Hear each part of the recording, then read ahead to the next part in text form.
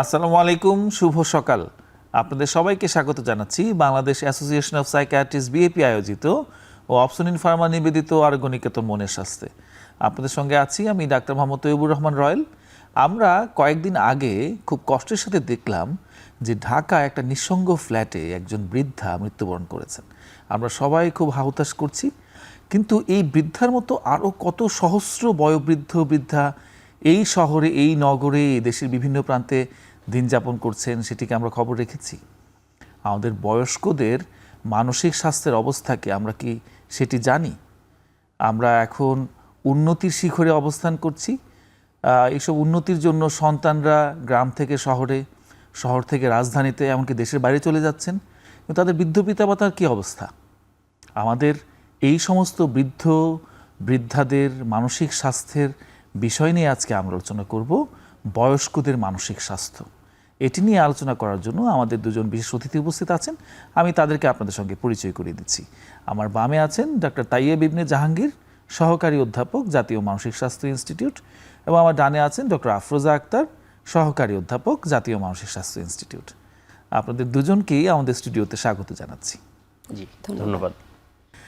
Doctor Tayyip, আমি আপনাকে দিয়েই শুরু করছি। এই যে শুরুতে যে দৃশ্যকল্পটি বললাম, আমাদের মধ্যে কিন্তু এখন একটু আলোচনা হচ্ছে, হয়তো আবার নতুন কোনো টপিক আসলে আমরা সেই আলোচনাটি হারিয়ে ফেলবো, কিন্তু তাতে তো তার গুরুত্বটি কমে যাচ্ছে না। তা আপনি কি আমাদের একটু বুঝিয়ে বলবেন যে এই বয়স্কদের মানসিক স্বাস্থ্য এটি কেন আসলে এতটা গুরুত্বপূর্ণ? দেখুন, বয়স্ক বা এই যে বয়স্ক হওয়ার যে প্রসেস, এইজিং প্রসেস, এখানে একটা জিনিস মনে রাখা দরকার, শুধু বেঁচে থাকাই কিন্তু সব না। যে আমার বয়স হলে আমি বেঁচে আছি, এই বেঁচে থাকাই সব কিছু না, বরং ভালোভাবে বেঁচে থাকা বা একজন মানুষের জীবনের quality of life is very important.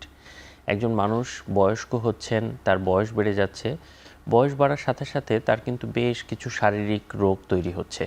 যেমন প্রায়ই দেখা যায় যে মানুষের বয়স হওয়ার সাথে সাথে তার ডায়াবেটিস তৈরি হচ্ছে, হাইপারটেনশন তৈরি হচ্ছে, থাইরয়েডের অসুখ তৈরি হচ্ছে, আর্থ্রাইটিস তৈরি হচ্ছে। এই জিনিসগুলি স্বাভাবিকভাবেই বয়সের সাথে সাথে বিভিন্ন রোগ তৈরি হচ্ছে, এবং কখনো কখনো এই শারীরিক রোগের পাশাপাশি তাদের যে কিছু মানসিক রোগ বা মানসিক সমস্যাও তৈরি হচ্ছে, সেটি আমরা একেবারেই অ্যাভয়েড করে যাচ্ছি বা আমরা ইগনোর করে যাচ্ছি। একজন মানুষ যেমন শারীরিক এবং মানসিক এই দুটো স্বাস্থ্য নিয়েই বাঁচে, দুটোই যেমন গুরুত্বপূর্ণ, একটা আরেকটার উপরে গভীর প্রভাব বিস্তার করে। এজন্য বয়স্ক মানুষের যদি মানসিক স্বাস্থ্যের দিকে নজর দেওয়া না হয়, তাহলে অ্যাজ এ হোল তার কোয়ালিটি অফ লাইফ ব্যাপকভাবে খারাপ হয়, এবং দেখা যায় যে উনি মোটামুটিভাবে সুস্থভাবে বেঁচে থাকলেও আসলে তার প্রোডাক্টিভিটি থাকে না এবং উনি আসলে ভালো বোধ করেন না। এই কারণে বয়স্ক মানুষের মানসিক স্বাস্থ্য খুবই গুরুত্বপূর্ণ। একজন তরুণ যে অথবা যে হয়তো একজন টিনেজারও, সেও কিন্তু তার মনের ভাবটা বুঝিয়ে বলতে পারে যে আমার ভালো লাগছে না, বা আমার মন খারাপ, অথবা আমি খুব চিন্তিত হচ্ছি, টেনশন করছি।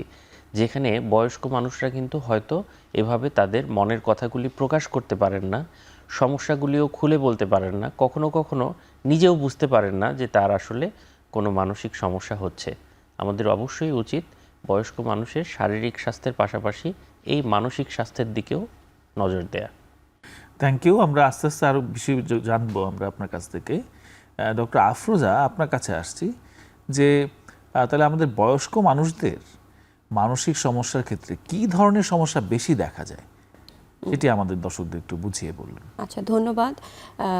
বয়স্কদের ক্ষেত্রে যে মানসিক সমস্যা, আমরা কিন্তু বলি যে বয়স্কদের আবার কিসের মানসিক সমস্যা। বিশেষ করে আমরা কিন্তু আজকে যে পর্বটি নিয়ে কথা বলা হচ্ছে, যেটাকে বলা হয় এক্সট্রিম এজ, অর্থাৎ শিশু এবং বার্ধক্য।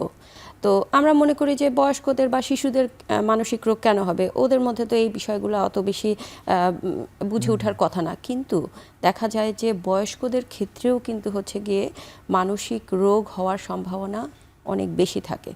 বিশেষ করে বয়স্কদের ক্ষেত্রে যে মানসিক রোগগুলো দেখা যায় তার মধ্যে বিষণ্ণতা, তারপর উদ্বিগ্নতা, এরপর হচ্ছে গিয়ে এই যে এইজিং প্রসেসের সাথে যে ভুলে যাওয়া, এবং এই ভুলে যাওয়ার ফলে একটা পোর্শন কিন্তু এই ভুলে যাওয়ার রোগের সাথে যেটা সম্পৃক্ত ডিমেনশিয়া যেটাকে বলা হয়, ডিমেনশিয়া আছে। এছাড়া আছে দেখা যায় এখন কিন্তু আরও একটা বিষয় যেটা আমরা আসলে অনেক সময় নজর আন্দাজ করছি, সেটা হচ্ছে অ্যাডিকশন বলে একটা জায়গা আছে। হ্যাঁ, আমরা এতদিন যেটা বলতাম যে নেশার সাথে জড়িত, মাদকাসক্তির সাথে জড়িত, কিন্তু বয়স্কদের ক্ষেত্রে কিন্তু এখন যেটা হচ্ছে আপনি খেয়াল করবেন যে আপনার কাছে যখন রোগী আসে, রোগীর ছেলেমেয়েরা কিন্তু বলে যে অনেক বেশি মোবাইল দেখছে, অনেক বেশি ইন্টারনেট ইউজ করছে, গ্যাজেট ইউজ করছে। অতএব তাদের মধ্যেও কিন্তু এখন ইন্টারনেট অ্যাডিকশনের সম্ভাবনাও কিন্তু অনেকখানি বেড়ে যায়। এছাড়া দেখা যায় যে বয়স্কদের মধ্যে এই যে শারীরিক যে রোগগুলো, মানে বয়স হওয়ার সাথে সাথে তো শারীরিক রোগ ধীরে ধীরে একটা একটা করে জমতে থাকে। এর ফলে কিন্তু এই মানসিক রোগের সম্ভাবনা কিন্তু দিনে দিনে আসলে আস্তে আস্তে বাড়তে থাকে। তো যার ফলে একটা আরেকটার সাথে কিন্তু সম্পৃক্ত, যার ফলে মানসিক রোগ বাড়ছে, তার মানে এর ফলে কিন্তু শারীরিক রোগও বেড়ে যাচ্ছে। এবং তার সাথে অনেক সময় হয় যে একটা স্ট্রেস রিলেটেড ডিসঅর্ডার, একটা বড় কোনো দুর্ঘটনা হলো, যার ফলে তাদের মধ্যে কিন্তু ব্যাপক আচরণগত, আবেগগত পরিবর্তন হয়। তো এবং তার সাথে আরও দেখা যায় যে বয়স্কদের কিন্তু ঘুমের সমস্যাজনিত রোগ, যেটা ইনসমনিয়া ডিসঅর্ডার বলা হয়, এই ধরনের রোগগুলো কিন্তু আসলে বয়স্কদের ক্ষেত্রে খুব কমনলি দেখা যায়। আচ্ছা, থ্যাংক ইউ। আমরা অনেকগুলো বিষয়ে জানলাম। ডক্টর তায়েব, আমরা এটার সাথে যদি আপনাকে সংযুক্ত করি, উনি অনেকগুলো সমস্যার কথা বললেন, বিষণ্ণতা, উদ্বিগ্নতা, ডিমেনশিয়া, ঘুমের সমস্যা, বা এর পাশাপাশি বিভিন্ন রকম শারীরিক সমস্যা যেগুলো মানসিক সমস্যাকে প্রভাবিত করছে। তাহলে বয়স্কদের মাঝে বিষণ্ণতার হারটা কেমন? আর এই যে বিষণ্ণতা, আমরা প্রাপ্তবয়স্ক মানুষদের বিষণ্ণতা আর বয়স্ক মানুষদের বিষণ্ণতার মাঝে কি কোনো পার্থক্য আছে, নাকি একই রকমই লক্ষণ? বয়স্ক মানুষের মধ্যে বিষণ্ণতার হার দেখা যায় 10 থেকে 20% পর্যন্ত হতে পারে। একেবারে মেজর ডিপ্রেসিভ ডিসঅর্ডার বা বিষণ্ণতা রোগ হিসেবে না হলেও বিষণ্ণতার যে লক্ষণগুলি প্রতি 5 থেকে 10 জনের মধ্যে একজনের থাকে, এটা গবেষণায় দেখা গেছে। তার মানে এটা কিন্তু আসলে অনেক বেশি। কারণ আপনি খেয়াল করে দেখেন, 100 জন মানুষের মধ্যে যদি 10 থেকে 20 জন মানুষ বিষণ্ণতার রোগ বা বিষণ্ণতার লক্ষণগুলি তাদের মধ্যে দেখা যায়, এটা কিন্তু আসলে অনেক বেশি। অবশ্যই। দ্বিতীয়ত হচ্ছে, এই প্রাপ্তবয়স্ক মানুষের সাথে বয়স্ক মানুষের বিষণ্ণতার লক্ষণের একটা ভালো রকমের পার্থক্য আছে। যেমন আমি একটু আগেও বলছিলাম, একজন প্রাপ্তবয়স্ক মানুষ তার মনের ভাবটা খুলে বলতে পারে, বুঝিয়ে বলতে পারে, এবং যখন তার এ ধরনের মানসিক সমস্যা দেখা দেয় সে এটাকে প্রকাশ করতে পারে। বয়স্ক মানুষ কিন্তু আসলে সেভাবে প্রকাশও করতে পারে না বা বুঝতেও পারে না যে সে আস্তে আস্তে বিষণ্ণতায় আক্রান্ত হয়ে যাচ্ছে। প্রাপ্তবয়স্ক মানুষরা যেখানে বলে যে আমার কোনো কিছুই ভালো লাগে না, মন খারাপ থাকে, আমি কোনো এনার্জি পাই না, মোটিভেশন পাই না, সেখানে বয়স্ক মানুষরা এই কথাগুলি হয়তো আমাদের কাছে এভাবে বলে যে আমার কেমন যেন দুর্বল লাগে, শরীর চলে না, আমি কোনো এনার্জি পাই না, আমি বেশিরভাগ শুয়েই থাকি, আমি হাঁটতে পারি না, হাঁটলে আমার খারাপ লাগে, মাথা ঘুরে, শরীর জ্বালাপোড়া করে, মাথা ব্যথা করে এবং গা হাত পা মনে হয় যে আগুনের তাপ বের হয়। এভাবে তারা প্রকাশ করে থাকে, যেটি প্রাপ্তবয়স্ক একজন মানুষের বিষণ্ণতার লক্ষণগুলি প্রকাশ করার যে ভঙ্গি বা ভাষা সেটা থেকে বেশ আলাদা। কিন্তু সাধারণত মনোরোগ বিশেষজ্ঞ যারা, তারা এটা বুঝে ফেলে যে না, উনি যে কথাগুলি বলতে চাচ্ছেন এই কথাগুলিতে বোঝা যাচ্ছে ওনার মধ্যে একটা বিষণ্ণতা রোগের লক্ষণ দেখা দিয়েছে। যেটি হয়, বিষণ্ণতা রোগে সাধারণত এনার্জি থাকে না, মোটিভেশন থাকে না, সামাজিক বিচ্ছিন্নতা তৈরি হয়, আগের মতো কোনো কিছুই সে আর ভালো অনুভব করে না। একটা ভালো জিনিস আনন্দ পেত সে আগে করত, কিন্তু এখন আর সেই কাজটা করতে মনও চাচ্ছে না, বা করলেও সে কোনো ভালো অনুভূতি পাচ্ছে না। এই জিনিসগুলি আমরা বয়স্ক মানুষদের মধ্যে দেখতে পাই। তো মোটা দাগে বয়স্ক মানুষের মধ্যে বিষণ্ণতার লক্ষণ হিসাবে এভাবেই আসে যে কোনো কিছুই করে না, শুয়ে বসে থাকে এবং কিছু করতে ভালো লাগে না, আগ্রহ বোধ করে না। আর এর সাথে একটা বড় সিমটম হচ্ছে, তার সব সময় মনে হয় যে আমার নেগেটিভ থটস আর কি, যে জীবনে তো কোনো কিছুই হলো না, আমি কিছুই করতে পারলাম না। আমি একটি বাস্তব উদাহরণ দিচ্ছি। গতকাল আমার চেম্বারে একজন ভদ্রলোক এসেছিলেন, ওনার বয়স 70 বছর। যদিও উনি ফিজিক্যালি ফিট আছেন, ওনার হাইপার টেনশন আছে, উনি ওষুধ খাচ্ছেন, প্রেশার নিয়ন্ত্রণে আছেন, কিন্তু বেশ একটা লম্বা সময় ধরে উনি আস্তে আস্তে সবার কাছ থেকে বিচ্ছিন্ন হয়ে গিয়েছেন। ওনার ওয়াইফ বলছিলেন যে উনি তো কিছুই করেন আর শুধু শুয়েই থাকে, কিছু করতে ইচ্ছাও করে না, ভালো লাগে না। যখন ওনাকে আমি প্রশ্ন করলাম যে আপনার সাথে কেন এরকম হচ্ছে, এরকম আপনার কেন হচ্ছে এই বেশ কিছুদিন ধরে, তখন উনি আমাকে উত্তর দিলেন যে আমার কাছে মনে হয় যে আমি জীবনে কিছুই করতে পারলাম না। এবং আমি যখন জিজ্ঞাসা করলাম যে এই মনে হওয়াটা কি আপনার আগে মনে হতো, তখন উনি বললেন যে না, আগে তো আমি বেশ হাসি খুশি ছিলাম, আমি 5টা বই লিখেছি, আমি একটা কলেজের হেডমাস্টার ছিলাম, শিক্ষক ছিলাম, আমার ছাত্রছাত্রীরা অনেক ভালো ভালো জায়গায় আছে, আমি ভালোই বোধ করতাম। কিন্তু গত 1.5 বছর ধরে আমার কাছে মনে হচ্ছে যে আমি তো জীবনে বড় কিছু করতে পারলাম না। তো যেটা হয়, ডিপ্রেশনে মানুষের চিন্তার প্যাটার্নটা চেঞ্জ হয়। একই ব্যক্তি যিনি সারা জীবন খুশি মনে তার চাকরিটা এনজয় করে একটা প্রাউড ফিলিং নিয়ে থাকলেন, সেই মানুষটি যখন বিগত 1 বছর ধরে মনে করছেন যে আমার জীবন তো বৃথা, আমি তো কিছু করতে পারিনি, বা আরও হয়তো ভবিষ্যতেও কিছু হবে না, আমি হয়তো মারা যাব, এগুলি কিন্তু আসলে বিষণ্ণতা রোগের লক্ষণ হিসেবে এসে থাকে। Thank you doctor Taib. আমরা আবার আপনার কাছে আসবো। ডক্টর আফরোজা, আমরা ডক্টর তাইবের কাছে এই বয়স্ক মানুষদের বিষণ্ণতার ব্যাপার শুনলাম, একই সঙ্গে আপনার কাছে শুনতে চাইবো উদ্বেগ নিয়ে, কারণ আমরা এই বয়স্ক মানুষদের মধ্যে অনেক উদ্বেগ আধিক্য দেখে থাকি। তো তাদের উদ্বেগের হার কেমন, বা সাধারণত কী ধরনের লক্ষণ প্রকাশ পায় তাদের ক্ষেত্রে? আচ্ছা, বয়স্কদের ক্ষেত্রে কিন্তু আমি যেটা বলছিলাম একটু আগে, যে বিষণ্ণতা, উদ্বিগ্নতা, এই রোগগুলো কিন্তু মানসিক রোগের মধ্যে সবচেয়ে বেশি কমনলি দেখা যায়। একটা জিনিস খেয়াল করবেন, তাই ডক্টর তাই বলছিলেন, আপনি যদি আপনার পরিবারের বয়োজ্যেষ্ঠর দিকে তাকান, তাহলে কিন্তু আপনি দেখতে পারবেন এই যে ডক্টর তাইব যে লক্ষণগুলো বলছেন, এবং এই যে আমি এখন যে উদ্বিগ্নতার লক্ষণগুলো বলবো, এগুলো কিন্তু আসলে খুব কমনলি আমাদের পরিবারের যারা বাবা মা বা বয়স্ক যারা আছেন তাদের মধ্যে কিন্তু দেখা যায়, কিন্তু আমরা আসলে খেয়াল করি না। আমরা হয়তো বা এড়িয়ে যাই যে আচ্ছা বয়স্ক মানুষ থাক না, এরকম করছে। এই যে বিষয়টা, এই জায়গাটাতেই কিন্তু হচ্ছে গিয়ে গুরুত্ব দেয়া। হ্যাঁ, তো যেটা হয়, উদ্বিগ্নতা রোগও কিন্তু একেবারে কম না। তাদের ক্ষেত্রে দেখা যায় যে অনেক সময় বিশ্ব স্বাস্থ্য সংস্থা মতে বলে যে 3 থেকে 14% বয়স্কদের ক্ষেত্রে 70 বা তদূর্ধ্ব যারা, তাদের মধ্যে হচ্ছে কি উদ্বিগ্নতা রোগ দেখা দেয়। কিন্তু আমাদের কাছে যখন রোগীরা আসেন, তখন কিন্তু দেখা যায় যে শুধু উদ্বিগ্নতা নয়, তাদের মধ্যে উদ্বিগ্নতা এবং বিষণ্ণতা একসাথে মিলেমিশে থাকে। হ্যাঁ, তো সেক্ষেত্রে তাদের মধ্যে যে লক্ষণগুলো থাকে, আমরা বলি যে বয়স্করা কিন্তু খুব সাউন্ড থাকে। হ্যাঁ, দেখা যায় যে সারা জীবন একজন মানুষ খুব ভদ্র সভ্য, খুব চুপচাপ থাকেন, এরকম একজন মানুষ, তাদের আচরণে, তাদের আবেগের পরিবর্তন হয়। কি করে দেখবেন, অল্পতেই রেগে যাচ্ছে, ক্ষেপে যাচ্ছে, খুব বিরক্ত হচ্ছে, বাসার যারা মেম্বার আছেন তাদের সাথে খুব বেশি চিৎকার চেঁচামেচি করছেন, এবং ধীরে ধীরে এটা বেড়ে যাচ্ছে। এই যে আচরণগত সমস্যা, আবেগীয় সমস্যা। এছাড়া কি হয়, তাদের মধ্যে খুব অস্থিরতা থাকে। দেখবেন এক জায়গায় বসে না, খুব অস্থিরতা করছেন।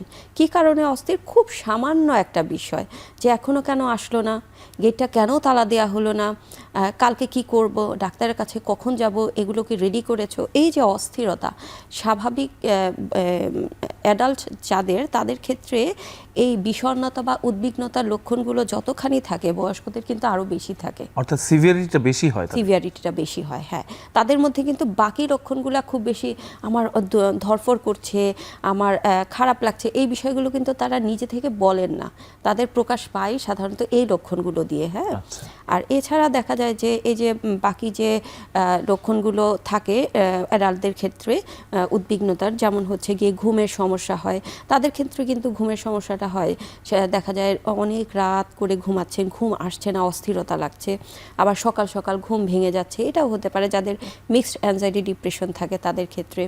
এছাড়া বুক ধরফর করা, অতিরিক্ত ঘাম হওয়া, তারপর অস্থির লাগা, এক জায়গায় বসতে না পারা, এই লক্ষণগুলো কিন্তু খুব কমনলি থাকে।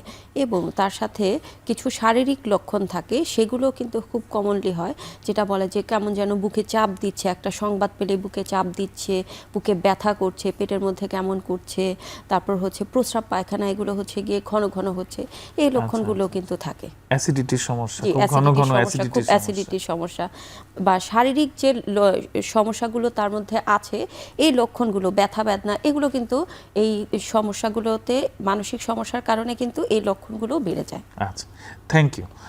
আমাদের একটা বিরতির সময় এসছে, আমরা বিরতির পরে আবার ফিরছি।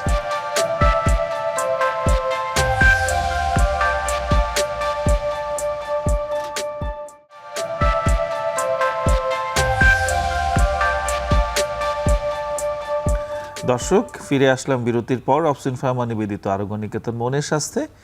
ডক্টর তায়েব, আমরা বিরতির আগে কিছু ব্যাপারে জানলাম, বিষণ্ণতা, উদ্বিগ্নতা। কিন্তু আরেকটা প্রবলেম দেখা যায় খুবই কমন, সেটা হচ্ছে ভুলে যাওয়া। আমাদের সবারই ধারণা যে আসলে বয়স বাড়লে তো মানুষ ভুলে যাবেই। এটা কি খুবই স্বাভাবিক একটা ঘটনা? সবসময় এটি স্বাভাবিক না। এটা ঠিক যে আমাদের যখন বয়স হতে থাকে আমরা বিভিন্ন কারণে, বিভিন্ন মানসিক চাপের কারণে কিছু ছোটোখাটো জিনিসপত্র ভুলে যাই। কিন্তু ভুলে যাওয়াটা কিন্তু একটা রোগ হিসেবেও আসতে পারে। আচ্ছা। যেমন বয়স্ক মানুষদের মধ্যে একটি রোগ হয়, যে রোগটির নাম হচ্ছে ডিমেনশিয়া বা ভুলে যাওয়া রোগ। এই ভুলে যাওয়া, নর্মাল ভুলে যাওয়ার মধ্যে একটি বড় ধরনের পার্থক্য আছে। যেমন যখন একজন মানুষের ডিমেনশিয়া বা রোগ হয়, সেখানে কিছু ব্যাপার হয় এরকম যে এই মানুষটি তার আগের স্মৃতি বা দূরের কথাগুলি ভালোই মনে আছে।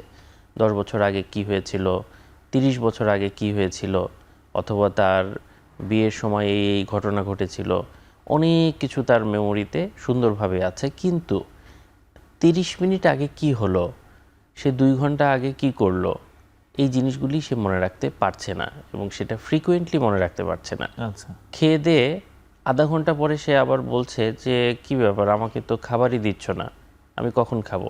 অথচ সে কিন্তু আধা ঘন্টা আগে খেয়ে উঠেছে। নামাজ পড়েছে, আসরের নামাজ, 10-15 মিনিট পরে আবার নামাজে দাঁড়াচ্ছে যে আমি তো নামাজ পড়িনি, নামাজটা পড়া দরকার। মানুষের নাম ভুলে যাচ্ছে, সেটা হয়তো বয়স্ক মানুষরা অনেক সময় একটু টুকিটাকি নাম ভুলে যায়, কিন্তু একেবারেই নাম ভুলে যাচ্ছে, একজন আরেকজনের সাথে গুলাই ফেলছে। এবং এক্সট্রিম কেসে টাইম, প্লেস, পারসন, মানে এখন কোন মাস চলে, কত তারিখ বা কী বার, কোথায় উনি আছেন, এই জিনিসগুলি একদম দেখা যায় যে স্মৃতিভ্রমের মতো হয়ে যায়। আচরণের পার্থক্য তৈরি হয়, যেটা একটু আগে ডাক্তার আফরোজা উনি বলছিলেন যে হঠাৎ করেই তাদের এই রোগ হলে পরে রাগ বেড়ে যাওয়া, ব্যক্তিত্বই চেঞ্জ হয়ে যায়। সারা জীবন উনি যেরকম আছেন, হঠাৎ করে দেখা গেল যে মানুষটা চেঞ্জ হয়ে গেছে, ব্যক্তিত্ব অন্যরকম হয়ে গেল। তো এগুলি হচ্ছে ডিমেনশিয়ার লক্ষণ। সাধারণ ভুলে যাওয়া আর ডিমেনশিয়ার মধ্যে কিন্তু বড় পার্থক্য আছে। এবং সাধারণ ভুলে যাওয়া যেটা, সেটা আসলে দৈনন্দিন জীবনে তার যে লাইফের কোয়ালিটি, এটাকে খুব বেশি একটা চেঞ্জ করে না। কিন্তু একজন মানুষের যদি ডিমেনশিয়া হয়, এই ডিমেনশিয়া বা ভুলে যাওয়া রোগের কারণে তার জীবনের যে মান, কোয়ালিটি, এটা গ্রসলি হ্যাম্পার্ড হয়। Thank you doctor Afroza.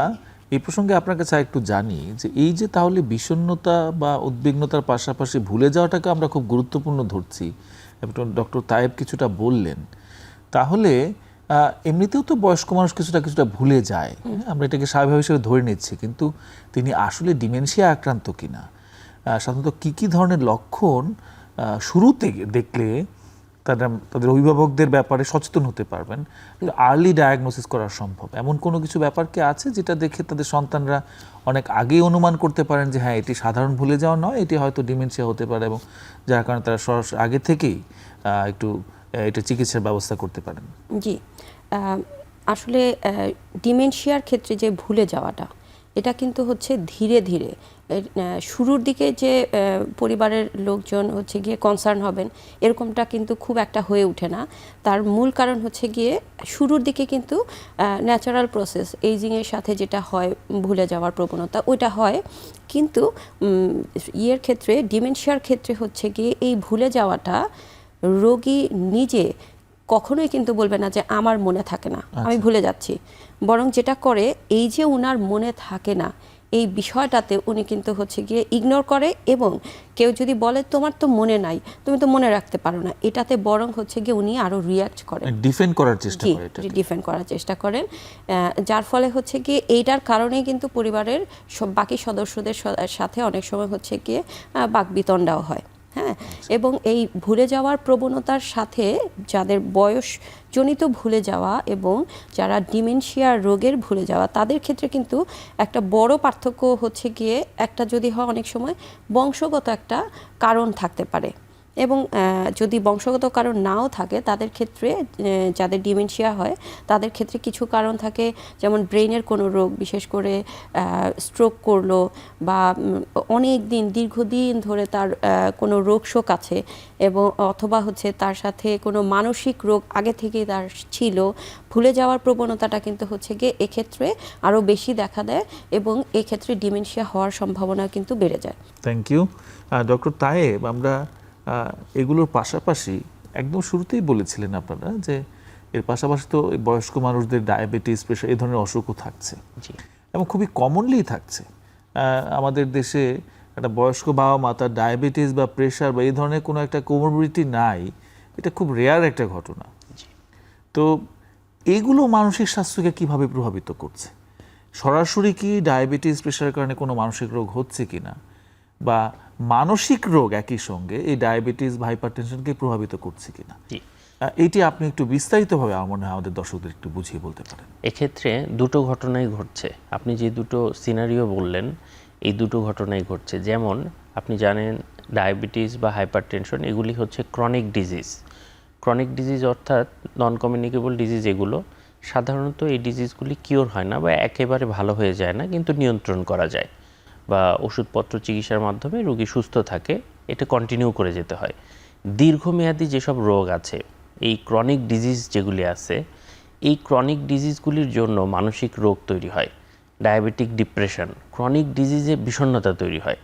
একজন মানুষ দীর্ঘ সময় ধরে যখন একটা রোগে আক্রান্ত, দিনের পর দিন ওষুধ খাচ্ছে, সব সময় তার মধ্যে চিন্তা যে আমার ডায়াবেটিস আছে, তো তাকে অনেক কিছু নিয়ন্ত্রণ করে চলতে হচ্ছে, সবাই যা করছে সে ফ্রি উইলে সেটি করতে পারছে না, খেতে পারছে না, এবং হাইপার টেনশন আছে, সে একটা টেনশনের মধ্যে আছে, এই আমার প্রেশার বেড়ে গেল কিনা, ঘাড় ব্যথা হচ্ছে কিনা, থাইরয়েডের কোনো সমস্যা আবার নতুন করে দেখা দিল কিনা, ডাক্তার দেখানো, ওষুধ খাওয়া, পরীক্ষা নিরীক্ষা করা, এই যে টোটাল প্রসেস, এই প্রসেসটা কিন্তু তার মধ্যে একটা মানসিক চাপ তৈরি করে।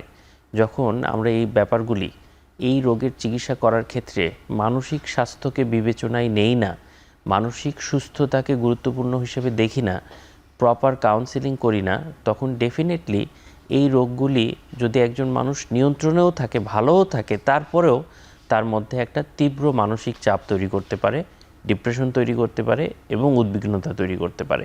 তো এটা যেমন হচ্ছে, আবার পাশাপাশি মানসিক অসুস্থতা তার শারীরিক রোগের উপরে একটি গভীর প্রভাব বিস্তার করছে। কিভাবে? একজন মানুষের যদি ভুলে যাওয়া রোগ থাকে, ডিমেনশিয়া থাকে, তাহলে আমরা যদি সেই ব্যাপারটাকে গুরুত্ব না দিই, ওনার যে ওষুধ খাওয়ার ব্যাপারটা, ওনাকে ওষুধ খেতে হবে রাতেবেলা, উনি হয়তো ভুলে গিয়েছে, একটা ওষুধই হয়তো তার প্রেশার নিয়ন্ত্রণের জন্য বা ডায়াবেটিস নিয়ন্ত্রণের জন্য আছে, তো তখন সাথে সাথে এটা একটা তার উপরে ক্ষতিকর প্রভাব তৈরি করবে। আবার হয়তো দেখা গেল ওষুধটা খেয়েছে কিন্তু সে তো ভুলে গিয়েছে, আবার খেলো, যে ওষুধ তো খাইনি আবার খাই, একই ওষুধ ওভারডোজ হয়ে গেল, ডাবল ডোজ হয়ে গেল, এরকম হতে পারে। আবার এই মানসিক রোগ থাকার কারণে কখনো কখনো তার যে শারীরিক রোগের কারণে তাকে ওষুধ খেতে হবে, নিয়ন্ত্রণ করতে হবে, এই সেন্সটাও তার মধ্যে থেকে চলে যায়, এই মোটিভেশনটাও চলে যায়। ধন্যবাদ ডক্টর আফরোজা। এই প্রসঙ্গে একটু জানি আপনার কাছ থেকে যে আপনারা ইনসমনিয়ার কথা বলেছেন, ঘুমের সমস্যার কথা বলেছেন। আমরা এই ধরনের বয়স্ক মানুষদের ক্ষেত্রে প্রায়ই ঘুমের সমস্যা দেখি, আবার একই সঙ্গে এটাও দেখে থাকি যে তারা এই ঘুমের সমস্যার জন্য দীর্ঘমেয়াদে ঘুমের ওষুধও খাচ্ছেন। এটি কতটা সমস্যার সৃষ্টি করছে? এই ধরনের যে ঘুমের ওষুধের আসক্তি, এই ব্যাপারে কিছুটা বলুন। দেখা যায় কি, এই বয়স্ক ব্যক্তিরা কিন্তু আমাদের কাছে আসেন, বলে যে দীর্ঘদিন ধরে আমি হচ্ছে গিয়ে অমুক ট্যাবলেটটা খাই, 2 মিলিগ্রামের ট্যাবলেটটা খাই, 0.5 মিলিগ্রামের ট্যাবলেটটা খাই, এটা না খেলে আমার ঘুম আসে না। আগে এটা খেলে হতো, এখন একটু বেশি খাওয়া লাগে, এবং এখন আস্তে আস্তে ওই যে 0.5 ছিল, এখন হচ্ছে 2 মিলিগ্রাম না খেলে ঘুম আসে না। তো যে কোনো ওষুধের কিন্তু একটা পার্শ্ব প্রতিক্রিয়া আছে। অতএব বয়স্কদের ক্ষেত্রে এই ঘুমের ওষুধ দীর্ঘদিন ধরে পেতে পেতে কিন্তু একটা সময় তাদের কিছু এই যে লিভার, কিডনি, এই জায়গাগুলোতেও কিন্তু জটিলতা তৈরি হয়। এটার পাশাপাশিও দেখা যায় যে এই যে ঘুমের সমস্যা হচ্ছে, এটার পেছনের আসলে মূল কারণটা কিন্তু খুঁজে বের করা হয়নি, যার ফলে ঘুমের সমস্যাটা, এটা কি আসলে শুধু ঘুমের সমস্যাটাই একটা মানসিক রোগ অর্থাৎ ইনসমনিয়া ডিসঅর্ডার, নাকি অন্য কোনো কারণে, শারীরিক কোনো কারণে বা অন্য কোনো মানসিক কারণে হচ্ছে, এই জায়গাটাও কিন্তু খুঁজে বের করা হয় না। যার ফলে তার যে খারাপ লাগা, তার যে রোগটা, মূল অসুখটা, এই জায়গাটা সেটার আর কিন্তু সমাধান চিহ্নিত করা এবং সমাধান করা হয় না। হ্যাঁ, থ্যাংক ইউ। আমাদের একটা বিরতির সময় এসছে, আমরা বিরতির পরে আবার ফিরছি।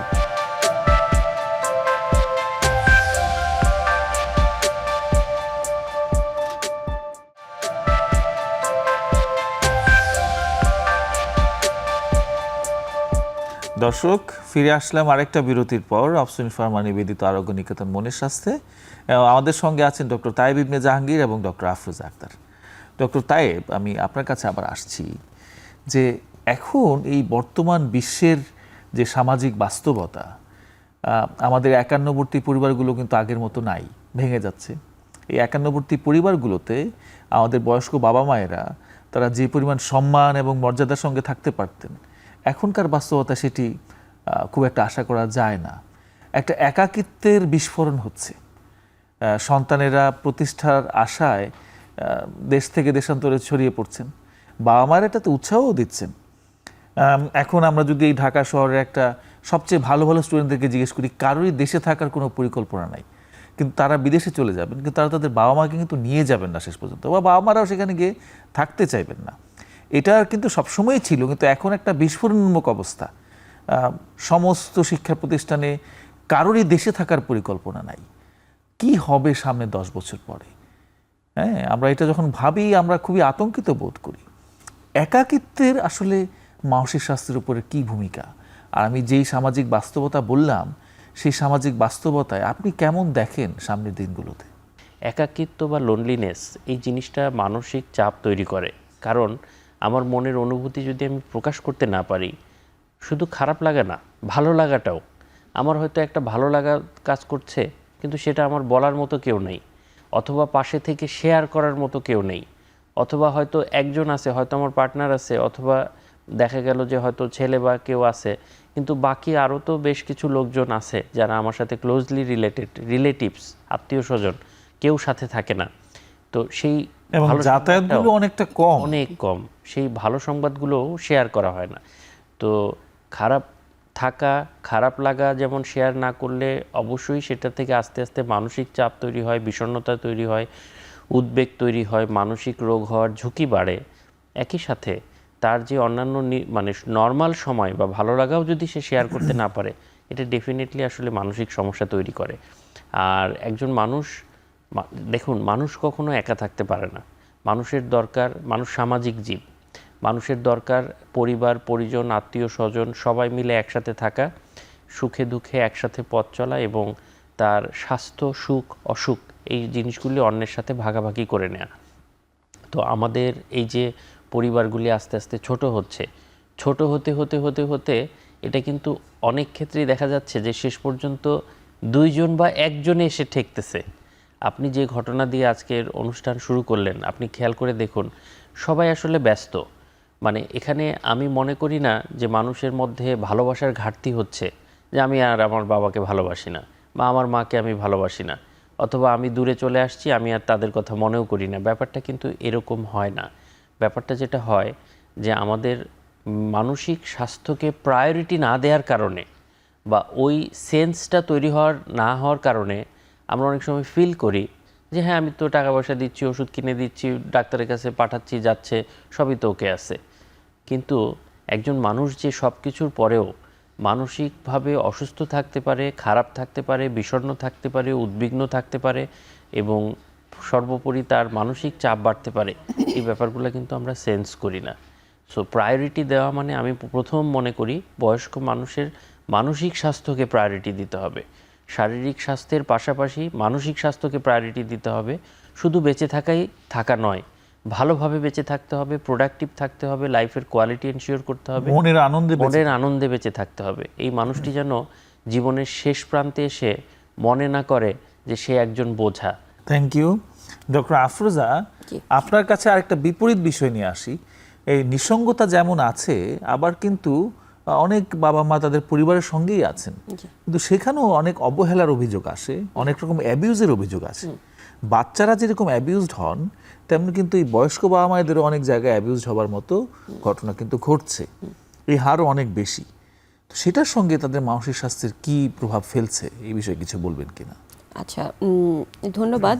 আপনি যেটা বললেন যে অ্যাবিউজ হওয়া, এটা কিন্তু তিনি যাদের সাথে থাকছেন পরিবারের খুব কাছাকাছি লোকজন, অথবা এই যে ডক্টর তায়েব যেটা বললেন যে এই যে একাকিত্ব কি হয় যে পরিবারের ছেলে মেয়েরা বাবা মারা খুব কষ্ট করে তাদেরকে পড়াশোনা করিয়েছেন, হয়তো দেশের বাইরে চলে গিয়েছেন, অথবা ঢাকায় বা যেখানে ওনারা থাকেন, গ্রামে থাকেন, সেখানে থাকে না, দূরে কোথাও থাকেন, যার ফলে একজন কেয়ার গিভার থাকে বা যাদের সাথে উনি থাকেন নিয়মিত। হ্যাঁ, তো দেখা যায় তাদের কাছ থেকে অনেক সময় হচ্ছে গিয়ে শারীরিক বা মানসিকভাবে তারা হচ্ছে গিয়ে ক্ষতিগ্রস্ত হয়। এমনকি দেখা যায় তাদের কাছে কিন্তু হচ্ছে শুধু মানসিকভাবে না, খারাপ ব্যবহার করা তা না, অনেক সময় গায়ে হাত তুলছে। হ্যাঁ, তো এই গায়ে হাত তোলার বিষয়টাও আসলে নানান কারণে হতে পারে। হয়তোবা তার সাথে ওই যে আমরা শুরুতে যেটা বলছিলাম যে এক্সট্রিম এইজ, যেটা হয় যে শিশুরা যেরকম আচরণ করে, বয়স হতে থাকলে কিন্তু বয়স্করাও কিন্তু অনেকটা শিশুদের মতো হয়ে যায়। হ্যাঁ, তাদেরকে কিন্তু বারবার বলে বলে বুঝায় বুঝায় তারপরে একটা কাজ করাতে হয়, খাওয়াতে হয়। তো যার ফলে পরিবারের যারা খুব কাছের ছেলেমেয়েরা, ছেলের বউটা, হ্যাঁ, নাতি নাতনিরা, তারাও কিন্তু অনেক সময় তাদের সাথে রেগে যায়, ক্ষেপে যায়, বিরক্ত হয়, এবং দেখা যায় যে তাদের সাথে অনেক সময় মানসিকভাবে বা শারীরিকভাবেও গায়ে হাত তুলছে। হ্যাঁ, তো এটার হারও কিন্তু একেবারে কম না। তো এটার আসলে কারণ যেটাই হোক, এর ফলে কিন্তু হচ্ছে তাদের মধ্যে মানসিক সমস্যাটা, অন্যান্য যে রোগশোক আছে তার সাথে সাথে মানসিক সমস্যাগুলো কিন্তু নতুনভাবে তৈরি হয়, অথবা হচ্ছে গিয়ে মানসিক সমস্যাটা বেড়ে যায়। এবং এই যে আমরা যেটা বলছিলাম যে ডিমেনশিয়ার রোগীরা কিন্তু একেবারে শিশুদের মতো হয়ে যায়। হ্যাঁ, এই যে ভুলে যাচ্ছে, যার ফলে পরিবারের লোকজনরা খুব বিরক্ত হচ্ছে। তখন দেখা যায় যে তাদের সাথেও কিন্তু পরিবারের খুব কাছের লোকজনরাও অনেক সময় এরকম শারীরিক বা মানসিকভাবে তাদেরকে হচ্ছে গিয়ে আঘাত করার চেষ্টা করেন, আঘাত প্রাপ্ত হয়। আসলে দেখবেন যে আমাদের কাছে নিয়ে আসে অনেক সময়, বা ছেলেমেয়েরা বলে যে ম্যাডাম আর পারছি না, যার ফলে হচ্ছে গিয়ে এরকমটা করেছে। এটা আসলে হওয়া উচিত না, কারণ আমাদেরকে কিন্তু বুঝতে হবে যে আমার পরিবারের বয়স্ক মানুষগুলো কিন্তু ধীরে ধীরে সেই শিশুদের মতো হয়ে যাচ্ছে, অথবা আমাকে কিন্তু তাদের সাথে শিশুদের মতোই আচরণ করতে হবে। আমরা কিন্তু বলি যে শিশুদেরকে কিন্তু গায়ে হাত তোলা যাবে না, তাদেরকে কিন্তু তাদের সেই পরিবেশটা তৈরি করে দিতে হবে। ঠিক তেমনি বয়স্কদের ক্ষেত্রেও সেই পরিবেশটা তৈরি করে দিতে হবে, যে পরিবেশটায় আমাকে শিশুকালে আমার বাবা মা আমাকে সেই পরিবেশটা দিয়ে বড় করে তুলেছেন। অথবা আমাকে কিন্তু ঠিক অনেকটা হচ্ছে কি আসলে আমরা আবেগে হয়ে যাচ্ছে হয়তোবা, কিন্তু আমার বাবা মাকে কিন্তু আমাকে ওভাবেই দেখতে হবে। আমি যে বয়সটাতে কিছুই করতে পারতাম না, সেই বয়সে কিন্তু আমার বাবা মা আমাকে সাপোর্ট দিয়েছেন। অথবা আমার বাবা মাকেও কিন্তু তারা এই যে ধীরে ধীরে একটু একটু করে কিছু করতে পারছি নার দিকে যাচ্ছেন, আমাকে কিন্তু সেই সময়টাতে সেই সাপোর্টটাই দিতে হবে যে সাপোর্টটা আমার বাবা মা হয়তোবা দিয়েছেন। Thank you doctor Afroza. আমাদের সময় হচ্ছে সর্বশেষ বিরতিতে যাবার, আমরা তারপরেই ফিরছি।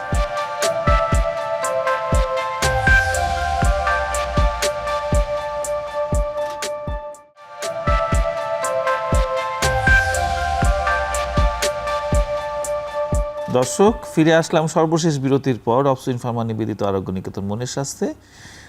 ডক্টর আফরোজা, আমরা প্রোগ্রামের একদম শেষ ধাপে আছি। আপনার কাছে আমার সর্বশেষ প্রশ্ন, যে এই যে আমরা বয়স্কদের মানসিক রোগের ব্যাপারে কথা বললাম, মানসিক স্বাস্থ্যের ব্যাপারে কথা বললাম, তো তাদের যখন আমরা চিকিৎসা করছি সেই ক্ষেত্রে কি আমাদের বিশেষ কোনো সতর্কতা অবলম্বন করার প্রয়োজন আছে কিনা? বয়স্কদের ক্ষেত্রে অবশ্যই সতর্কতা অবলম্বন করতে হবে। একটা বড় কারণ হচ্ছে গিয়ে বয়স একটা ফ্যাক্ট, অর্থাৎ বয়সের ক্ষেত্রে কিন্তু আমাদেরকে ওষুধ কোনটা দিব, কতটুকু দিব, এটা মাথায় রাখতে হবে। বয়স্কদের ক্ষেত্রে কিন্তু পার্শ্ব প্রতিক্রিয়াগুলো হওয়ার সম্ভাবনা বেশি থাকে। কেন? কারণ হচ্ছে তাদের অন্যান্য কিছু শারীরিক রোগশোকও থাকতে পারে। অনেক সময় তাদের লিভার, কিডনি, হার্ট এগুলো কিন্তু কম্প্রোমাইজড থাকে। তাদের ক্ষেত্রে কিন্তু ওষুধ সিলেকশন এবং ডোজিং প্যাটার্ন, কতটুকু দিব, কত দিন দিব, এই বিষয়গুলো কিন্তু খেয়াল করতে হবে। হ্যাঁ, এবং তার পাশাপাশি ওষুধের যে পার্শ্ব প্রতিক্রিয়াগুলো আছে, এটা রোগীকে এবং রোগীর সাথে যারা আসবেন তাদেরকে কিন্তু খুব স্পষ্টভাবে বলে দিতে হবে, এবং পার্শ্ব প্রতিক্রিয়া হলে কি করতে হবে সেই জায়গাটাতেও কিন্তু পরিষ্কারভাবে নির্দেশনা দিতে হবে। এবং আমরা যেটা বলি যে স্টার্ট লো, গো স্লো ওষুধের ক্ষেত্রে খুব অল্প ওষুধ দিয়ে শুরু করে ধীরে ধীরে প্রয়োজন হলে বাড়ানো যেতে পারে। এবং তার পাশাপাশি তাদের যে অন্যান্য শারীরিক রোগশোক আছে সেই জায়গাগুলো নিয়ন্ত্রণে আছে কিনা এটাও খেয়াল করতে হবে। প্রয়োজনে অন্য রোগ যেমন কার্ডিওলজিস্ট, নেফ্রোলজিস্ট তাদেরও কিন্তু শরণাপন্ন হওয়ার জন্য তাদেরকে, রোগীকে এবং রোগীর পরিবারের লোকজনকে কিন্তু বলে দিতে হবে। এবং তার পাশাপাশি যেটা করতে হবে, এই যে আমার মানসিক রোগের চিকিৎসা করতে গিয়ে তার শারীরিক রোগশোক তৈরি হচ্ছে কিনা বা তার সাথে হচ্ছে তার শারীরিক রোগটা বেড়ে যাচ্ছে কিনা এই জায়গাগুলোতেও কিন্তু আসলে খেয়াল করতে হবে। আর তার পাশাপাশি আমরা যেটা বলি যে মানসিক রোগের যে কারণটা তো সবসময় আসলে চিকিৎসা করা সম্ভব হয়ে ওঠে না। সো আমাদের তাদের ক্ষেত্রে হচ্ছে গিয়ে ওষুধের পাশাপাশি যতটুকু সম্ভব হয় অন্য যে চিকিৎসা পদ্ধতিগুলো আছে, যেমন বলে যে তার পরিবেশটাকে কিছুটা যতটুকু সম্ভব পরিবর্তন করা যায় কিনা, পরিবেশটা তার মতো করে পরিবর্তন করা যায় কিনা। এবং তার পাশাপাশি হচ্ছে গিয়ে ওই যেটা বলে যে সাইকোথেরাপি, সাইকোথেরাপি বা কাউন্সেলিং, তাদের ক্ষেত্রে কিছু কিছু সাইকোথেরাপি বা কাউন্সেলিং কিন্তু অনেক সময় প্রয়োজন হয়। আর তার পাশাপাশি আসলে এই যে যারা তাদেরকে আসলে এই সাপোর্টটা দিচ্ছেন, বয়স্কদেরকে যারা সাপোর্ট দিচ্ছেন, অর্থাৎ পরিবারের যাদের সাথে তারা আছেন, তাদের ছেলেমেয়েরা, অনেক সময় হয় কি বার্ধক্যের কারণে এই যে রোগশোক হচ্ছে ওনাদের কারণেও কিন্তু তাদের যে পরিবার, ছেলেমেয়েরা, তাদের জন্য কিন্তু আসলে অনেক সময় মনে হয় যে না আমরা ওভার বার্ডেন হয়ে যাচ্ছি, বাবার জন্য, মার জন্য সারাক্ষণ এরকম করে।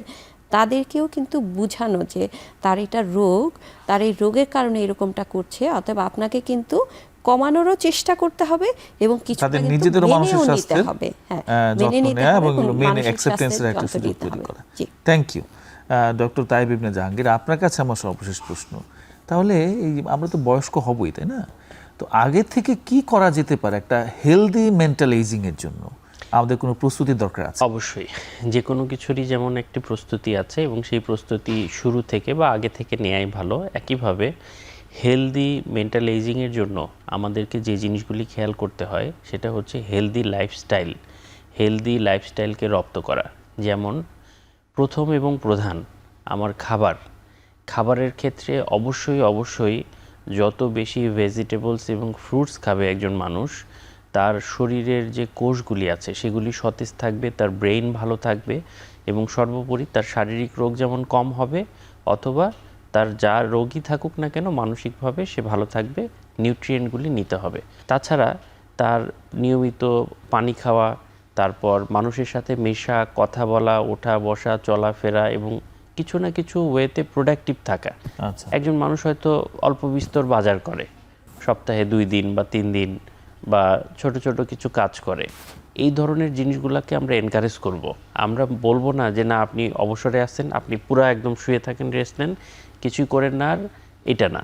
আমরা তাকে বলবো যে আপনি পজিটিভ ওয়েতে যতটুকু পারেন কিছু কিছু আপনি কাজ করেন, সেটা মনের আনন্দে করেন। উনি যদি এই ধরনের অ্যাক্টিভিটিসের মধ্যে থাকে, নিজের খুশি মতো যদি থাকে, এটা আসলে তার জন্য ভালো। কারণ এতে করে সে কোনো না কোনো কিছুর সাথে সংযুক্ত থাকার কারণে বিষণ্ণতায় আক্রান্ত হওয়ার হারটা কমে যায়। এবং সর্বোপরি আমি যেটা সবচেয়ে বেশি গুরুত্বপূর্ণ মনে করি সেটা হচ্ছে যে মানুষের সাথে মিশতে পারার সক্ষমতাটা রাখা। উনি যখন ইয়াং ছিলেন, যখন প্রোডাক্টিভ ছিলেন, কাজ করতেন, বিজনেস করতেন, তখন কি হতো, প্রতিদিন হয়তো 20টা 40টা 50টা 100টা মানুষের সাথে তার ওঠা বসা চলাফেরা এগুলি ছিল, ডিলিংস ছিল। এখন উনি কি বয়স্ক হয়ে গেছেন বলে সারাদিন বাসায় থাকবেন আর ওই 2-4টা লোকের মধ্যেই থাকবেন? না, তাহলে তো তার মানসিক স্বাস্থ্য ভালো থাকবে না। এই জন্য সামাজিকতা খুবই জরুরি। আসলে হেলদি লাইফস্টাইল যত বেশি আমরা ফলো করব, খাওয়া দাওয়া, ঘুম, বিশ্রাম, পানি খাওয়া, হাঁটা চলাফেরা, বুদ্ধিভিত্তিক চর্চা করা এবং নিজেকে রাখা, সামাজিকতা, সেটা আসলে আমাদেরকে হেল্প করবে। অসংখ্য ধন্যবাদ আপনাদের দুজনকেই আপনাদের ব্যস্ততম সময় থেকে আমাদের সময় দেওয়ার জন্য। দর্শক মণ্ডলী, আপনাদেরকে অসংখ্য ধন্যবাদ ধৈর্য ধরে এতক্ষণ আমাদের কথাগুলো শোনার জন্য। আসলে বার্ধক্য আমাদের অনিবার্য পরিণতি, আমাদেরকে সবাইকেই কিন্তু এর স্বাদটি নিতে হবে। সুতরাং আমরা যাতে এটিকে আবেগ দিয়ে অনুভব করি, একটা বৃদ্ধ একটা বৃদ্ধার তার মনের যে চাহিদা সেটি পূরণে আমরা নিজেরা সচেষ্ট হই। আর আমরা নিজেরা যখন বৃদ্ধা হব, যাতে আমাদের সেটার প্রস্তুতি থাকে, সেটা এখন থেকে সেটার প্রস্তুতি নেওয়া দরকার। ভালো থাকবেন, পরবর্তী পর্বে আপনাদের সঙ্গে দেখা হবে। আসসালামু আলাইকুম।